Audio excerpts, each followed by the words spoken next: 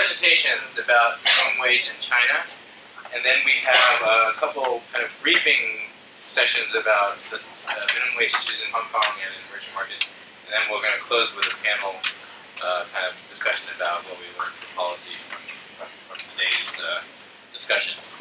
Okay, so the next paper is by Carlin from Beijing University. Thank you for inviting me here. So I'll just go right to the topic. The topic is minimum wage employment in China, and its co-author is Tony Fang from Monash University and University of Toronto. Okay, so motivation, I think I can skip this one. It's a lot of experts in this room. And literature, there are controversies, just as we discussed in the morning. And so Chinese scholars now have often argued in favor of the more proactive use of minimum wage in China, which they think the current level is too low and also very ineffective. And also opponents, they don't like the minimum wage. The main reason because this reduces China's comparative advantage and also jeopardize the employment and welfare of low-wage workers. However, the turning point, since 2004, the magnitude and minimum wage changes has been substantial, both over time and across different jurisdictions. In January 2004, China promulgated the new minimum wage law, is the new minimum wage regulation. And this regulation requires local governments should renew the standard at least once every 2 years. So this will increase the frequency a lot than before. And second, extended coverage to employees in self-employed business and to non-full-time workers. It's focused on rural migrants because they were not covered previously. So this new law covers rural migrants. And also quintuple the penalties for violation or non-compliance. So the new regulation put into effect on March 1st, 2004, leading to frequent and substantial increase in minimum wage in the subsequent years. And this graph I just hand collected by our team. Over 2,080 counties in China from 1994 to 2012. So you can see that the blue circle line is the nominal minimum wage national average. And also the green delta line is a real, adjusted for inflation. And the black dot line is the number of provinces that raised its minimum standard in each year. For example, 1998, about 9 provinces. 2004, about 27, 28 provinces. I just make a moving average to make more readable. So you can look at this graph. 2004, just like a dividing point. Before, after, the frequency, also the magnitude changed a lot after 2004, the new minimum wage regulation. So our question is, how has this phenomenon affected the labor market outcome in China, particularly the employment? And there are several challenges. So the first one I'd like to focus is, there are at least 3 challenges in measuring effect. In mainland China, the administrative districts in China, the first level, there are 22 provinces, 5 autonomous regions, just like Inner Mongolia, Tibet, Xinjiang, and 4 municipality cities, Beijing, Shanghai, Chongqing, and Tianjin. So totally 30. And the second level, about 332 prefecture cities. And also third level, over 2,800 counties. And provinces, for now on, I will call these first level provinces instead of autonomous regions. So the first level provinces in China, they have considerable flexibility in setting their minimum wage standard. That results in several levels of minimum wage standard are applied to different counties within the province. Sometimes, often 3 or 4 levels within the province, and different adjustment date among counties within the province. So this makes it more complicated than before. For example, in Liaoning province, County A, County B can have different adjustment date. Suppose the County A increased minimum wage on January the 1st. County B, maybe the neighbor, will change its minimum standard on July the 1st. So this makes the data collection more complicated. And county or city level minimum wage data are not readily available, especially the micro level data. And it's very hard to find appropriate micro data in China that can plausibly represent those people that are directly influenced by the minimum wage. And besides, I want to emphasize this is I think it's crucial. Some provinces, such as Beijing, Shanghai, they do not include social security payment and housing public or provident funds as part of the wage when calculating minimum wage. So this fact had made their official or the nominal minimum wage virtually higher. What do I mean? For example, suppose minimum wage of Chengde City in Hebei is the neighbor's province next to Beijing City. Suppose the Chengde City minimum wage was 500 RMB in 2005. Then firms are required to pay these two payments, some payments, for a worker, for example, 200 RMB. Then the firm can only pay for about 300, the remaining 500 minus 200. So the firm doesn't really have to pay 500, just pay about 300 RMB for his wage because 200 RMB is included in calculating the minimum wage in Hebei. But this case is not in Beijing or Shanghai. To be comparable across provinces, you have to account for this issue. Is that decided by the province? Yes. So now I can say four: Beijing, Shanghai, Jiangsu, Henan, and Jiangxi. These 4 or 5 provinces, when they calculate minimum wage, you cannot include those things, those payments in there. So it's without accounting for this issue, according to our calculation, the difference is really substantial. So our strategy, we use a large county panel of all counties in China between 2002 and 2009. And county data provide a very good representation and more variation in detecting the effect, and allow us to directly evaluate the effect of the subgroups, such as young adults, low-skilled workers, or females. And we use the research study by David and followed by these 2 authors in the papers. And we used 2004, the year that the new minimum wage regulation was issued, as a quasi-experiment. And these 3 authors, in their paper, they have discussed detail about why 2004 reform is a very good, nice quasi-experiment to try to more or less alleviate or mitigate the indigeneity problem. Okay. So preview the result. Our results support the traditional view, competitive model, that an increase in the minimum wage reduces employment for low-wage workers. And I just quickly summarize our result. For the whole country, this number, this is the current year minimum wage. This is a lag effect. And we find that these are all statistically significant, and these are interpreted as elasticities. And we find that the minimum wage has the largest adverse effect on the employment of at-risk group. We define at-risk people as those workers whose monthly wage are between the old and the new minimum wage, so they're at risk. Okay, and these are elasticities and relatively bigger than the low wage workers. And also, we analyze by regions, by the more prosperous east part of China, and these are statistically significant, and also central, and also the western regions. Okay, and we do not find any significant effect in the western region. We also look at the migrants, although this is urban household survey, but we do have few households that are defined as migrants. But we had to check for this issue using another data set. Anyway, and our estimate seems to offer a reconciliation of the conflict result of the previous study. For example, this results Niwa and Yao in 2011, they focus on all employees over 2000, 2005, and they find negative effect in the east part, positive effect in the central and the west.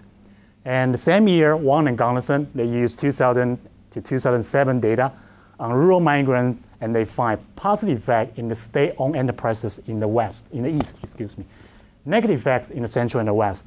So that's why in the morning we have seen several previous studies in China that have mixed results, just like this.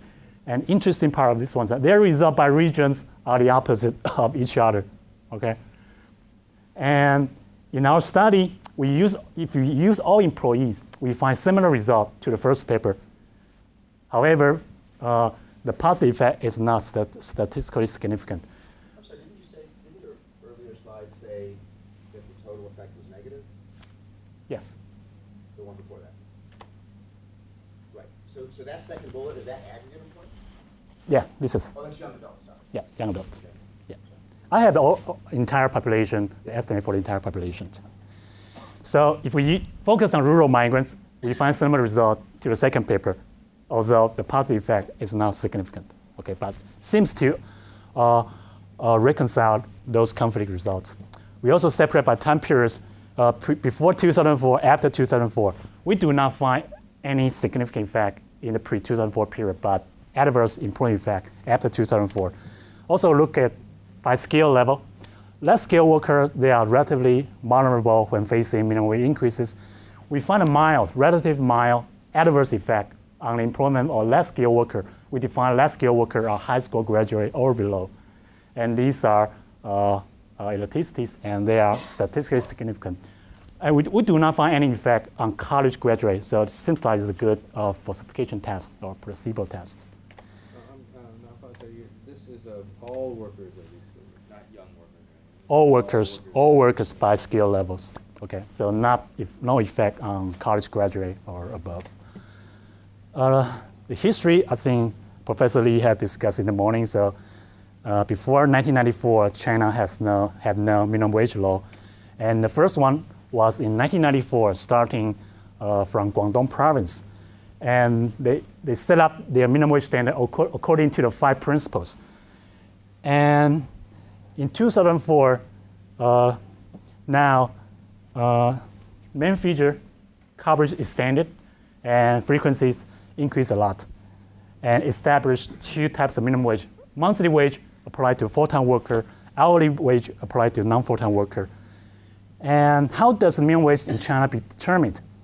And the setting and adjustment of minimum wage standard of each province or the most regions, municipality should be drawn up together by 3 parties written in the law. First one, the local government, the provincial government, and the trade union, and also enterprise confederations. And the draft is required to submit it to the Ministry of Labor and Social Security in Beijing for review. And the ministry then asks for opinion for two parties. The first one, All China Federation of Trade Unions. Second, the China Enterprise Confederation. Just ask for opinion. Then the ministry can request a revision within 14 days after receiving the proposed draft. If no revision is brought up after 14 days, then the proposed new minimum wage program is regarded as passed. In the past, there's no revision before. As long as the government proposes the draft, then it is passed all the time. So the new regulation requires local government renew the standard at least once every 2 years. Penalty violation were quintupled, and so forth. Now it's our data and summary stats. We use 2 sources data. The first one, the annual urban household survey from 2002 to 2009 is conducted by MBS of China. And minimum wage data collected at a county level between 1994 to 2012. Then we merge the two data sets and obtain a 16 province county level data set over this period. And this 16 province sample cover about over 60% of the counties over the country. And we restrict our sample to working age populations between 15 to 64 years old, employed and report positive earnings, and not self-employed and not enrolled school. And we keep only salary workers who work for 12 months, then divided by the annual wage by 12 to obtain monthly wage for each year.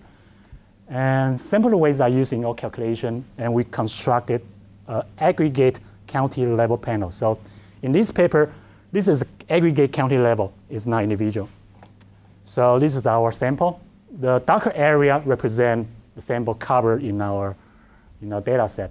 And so those less economically important provinces like Xinjiang, Tibet, Qinghai, or Inner Mongolia, they are not in our sample. But however, still our 16 province sample cover almost most important economically important provinces. And this is stats for 2 important key variables. The first one, minimum wage over average wage ratio. So overall in our total sample is about 0.291, about. And employment to population ratio is about 0.595. And for male, you can see that for male and female, the minimum over average ratio for male is relatively lower than female, so it's reasonable. about employment to population ratio, male is higher than female, so it's also reasonable. We also look at different regions, east part, central, and the west. In the more prosperous east part of China, so the minimum to average ratio, average wage ratio is considerably lower, is also correct. West part is less developed, so the ratio will be higher, and also is correct for employment to population ratio. We also look at age cohort and also educational attainment, so I don't have much time to discuss this, but overall, the stats is quite intuitive and reasonable. And also we look at by different industries, the highest minimum wage to average ratio should be, I think, is housekeeping and also hotel, restaurant, and wholesale retail sales. For housekeeping, the minimum over average wage is over 50%. Okay, so, and lowest one should be, I think, is scientific research or banking and finance. And we also look at three different categories: lost worker who are earning less than the minimum, just the minimum, and also more than the minimum. For the entire population, in our sample, about 5.62% workers, they are earning less than minimum. About 3.28%, just the minimum. And over 91%, they are earning over the minimum wage. And also by region, by age cohort, and also educational attainment. Okay. And also we look at different industries. And here comes the empirical method. So the estimation equation is this one. This is the employment to population ratio of county I in year T, is our dependent variable. And we had two key explanatory variables. The current year, minimum wage IT represent the minimum to average wage ratio of county I in year T. And this is the lag effect. Okay, so we have current year effect and also lag effect. And X is a set of control variable which includes county consumption expenditure per capita, GDP per capita, and also county level foreign direct investment. And also we had fixed year effect and fixed county effect, and this is the epsilon is the error term.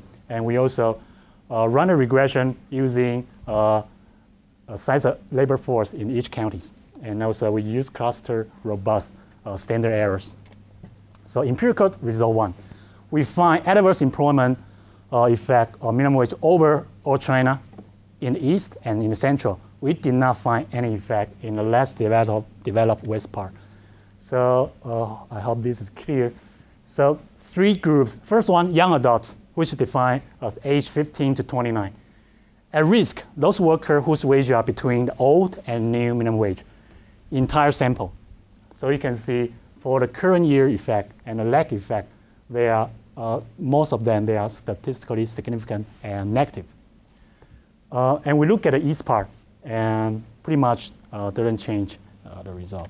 And also the central and the west, we do not find any effect, significant effect in the west. So for the first model, the first scenario, we do find adverse effect, employment effect on young adult and also those at risk group, but not in the west part of China.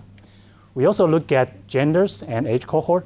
We find adverse employment effect on minimum wage on young female workers.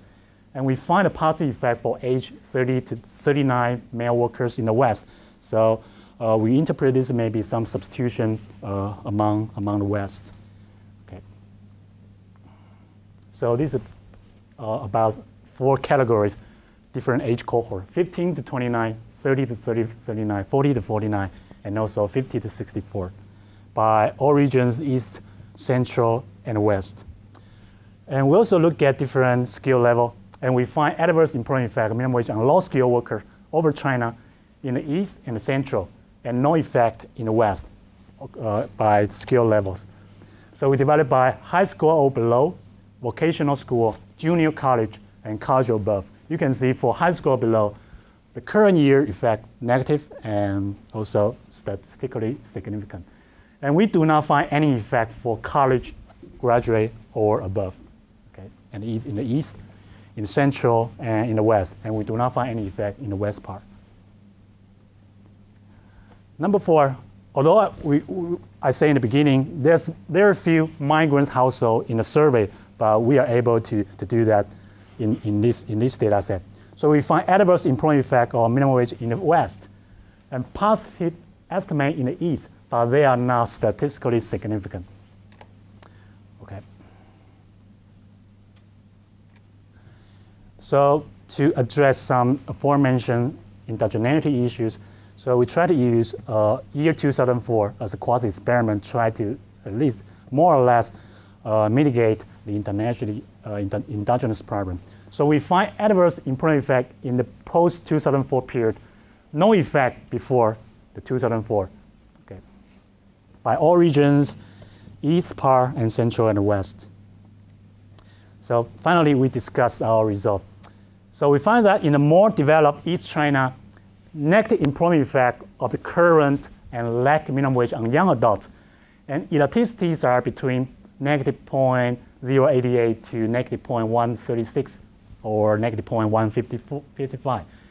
Although the numbers are small, they are in the range of those found in the study of developed and developing countries and are very likely inside the consensus range, according to Davis' book. And second point, minimum wage changes result in a large lagged disemployment effect for at-risk group, and these numbers are relatively large than those young adults. And these large effects are more, lag effects are more prominent than the current minimum wage effect. So it means that it takes sufficient time for the effect of minimum wage on employment to happen. So that's why the lag effects are larger than the current effect. And these are these lag effect, larger lag effects are found in these Canada, US, or Chinese provincial level studies. Second one, we want to explain our result on rural-urban migrants. We find positive estimates, but they are not statistically significant in the East. It's because labor shortage of migrant workers in the coastal east part of China in recent years, starting in 2004, according to Fang, their study. And these effects are statistically insignificant. It's consistent with the minimum wage having no employment effect in such prosperous and rapidly growing region where minimum wage is simply a non-binding constraint, according to Wang and Gangden's paper. And maybe because more job creation in the east part and the turnovers for migrant workers in the east. And negative employment effect in the west, and the estimates of non-state-owned enterprises are larger than the east part.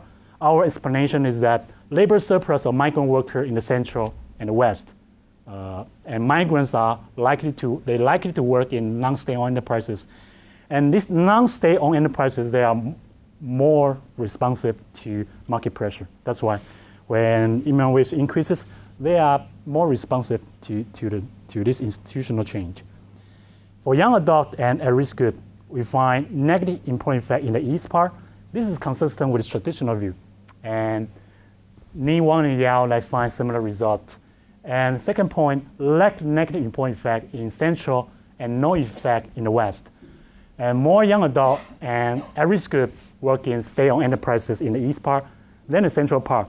So state-owned enterprises, they are less responsive to market pressure. That's why you find this effect in the central and the west. And overall, young adults, at-risk group, and migrants, they are not the same group. We check these three groups one by one. About less than 3% young adult, they are at-risk group. About less than 3% at-risk group, they are young adults. So these three different groups, they face different labor market. So that's why the employment effect tends to differ among these three groups. Finally, our conclusion. Compared to previous study that used aggregated macro data at a provincial level, this paper we use county level minimum wage combined with a microdata, a household survey with some longitudinal features to estimate the employment effect of minimum wage changes in China over 2004 to 2009 period. And our results support the traditional view, the competitive model, that an increase in the minimum wage reduces the employment of low-wage workers, and minimum wage changes have significant negative effect on employment in the east and central part of China, and result in disemployment for females, young workers, young adults, and less skilled workers. Particularly for those at-risk group, they face the largest negative impact from the minimum wage increase. So thank you very much. And with time to spare, so that's great, thanks. So the discussant is Japan from Taifan's group at Chinese Research. My name is Discussant. I'm a postdoctor from Institute of Population and Labor Economics at Chinese Academy of Social Sciences. I want to thank Professor Park for the invitation. I'm also glad to meet Professor Newman and Professor Eich. Some of my own works on minimum wages are deeply inspired by yours. I have met Dr. Lin on several occasions, and I'm really impressed by his work on minimum wages. And although the minimum wage regulation has a history of almost 20 years, and however, for a long time, both the Chinese government and the economists seems to have no interest in a serious evaluation of the regulation. This paper represents Dr. Lin's efforts in estimating the causal effects of minimum wage on employment in China using a unique country-level minimum wage database and survey data from Urban Household Survey. Dr. Lin finds that the minimum wage changes have negative impacts on employment, especially for young people, female, and some at-risk groups. Well, I do agree with Dr. Lin that this is a serious study of minimum wage effects in China. I also have some concern over the data and specification. First, the minimum wage regulation was established to protect the interest of disadvantaged workers in China, especially the migrant workers. As a result, the evaluation of minimum wage regulation should also focus on migrant workers. Although this paper has a special section on migrant workers, but I think it's not enough.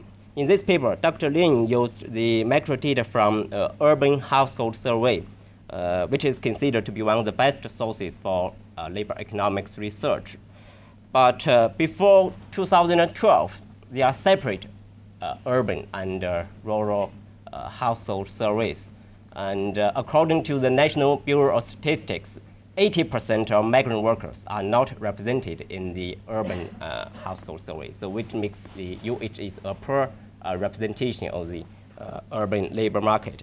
So if you have access to the rural household survey, maybe you can combine the two sources of information and see what happens to the migrant workers. Second, the dependent variable in this paper is employment to population ratio, and the key explanatory variable is minimum wage index, which is minimum wage to average wage ratio. We can find from some macroeconomic indicators that between 2004 and 2009, the employment to population ratio has been increasing, although the speed is very slow.